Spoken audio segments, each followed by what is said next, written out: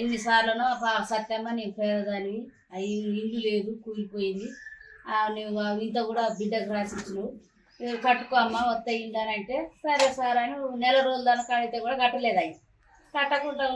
ఉన్నా ఇక మళ్ళీ తర్వాత డబ్బులు వచ్చినాక ఎన్న వడ్డీ తెచ్చుకున్నాక కడతాయి అని ఆడిన తెచ్చుకున్నా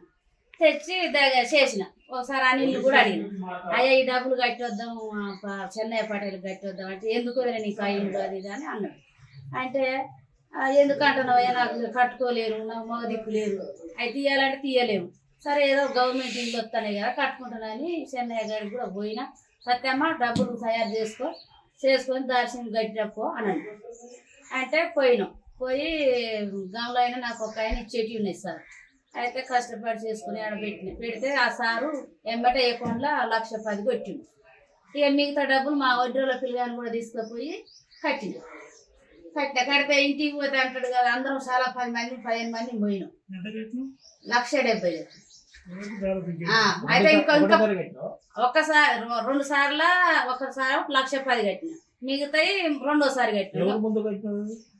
మా ఇది ఫస్ట్ వేసిందేమో ఈయన మాకు ఇచ్చేట ఆయన గౌన్లో ఆయన వేసింది ఏది ఆయన సెల్లులో అకౌంట్లో 1,10,000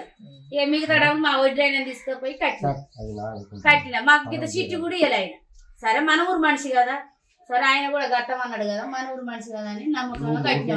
కట్టినప్పుడు సరే కట్టినప్పుడు మాకు ఇల్లు పంచేయాలి కదా ఇల్లు పంచేయలే అలా అన్న బోర్డు పెట్టి ఏది అలా పోతే కేసులు అయితే మరి మేము ఒకసారి బీసీ లోన్ వస్తే కూడా బీసీ లోన్ నాదే ఫస్ట్ పేరు వెళ్ళింది నాయన మీ దండం పెడతా పేదదాని అని ఎండలో పోయి వచ్చి లోన్ పెట్టుకుంటే మరి నాకు పెట్టొద్దా నా పేరు తీసేసి ఎవరు తీసుకురో ఆ బాగుమతులకి అర్థం అట్లా చేసి మరి అది అట్లా చేసి ఇది ఇట్లా చేస్తారు నాకు దిక్కు చేసే లేరు ఎవరు అడిగేటోళ్ళు ఉండరు మరి నాకు డబల్ బెడ్రూమ్ కావాలని పెట్టుకున్నా ఇల్లు కావాలని పెట్టుకున్నా నాకు ఇల్లు నా డబ్బులు నాకు ఇస్తే నేను ఇల్లు ఇల్లు వస్తే వచ్చింది మీ దయవింటి ఇరి లేకపోతే లేదు సార్ 1,70,000 తర్వాత తాళాలు ఇస్తానన్నాడు ఇచ్చినాక తాళాలు ఇట్లా ఇచ్చిండు 10,000 తీసుకున్నాడు అబద్ధం ఆడొద్దు ఆయన మీద ఉన్నదే చెప్తాను నేను 10,000 తీసుకున్నాడు తాళాలు ఇచ్చిండు 7వ నెంబర్ అమ్మ నీకు వచ్చింది పొద్దుగాల పోయి చూసుకున్నాడు ఆయన మనకు శత్రువుని కాదు పగాని కాదు మాకు ఇల్లు పంచేయలేదు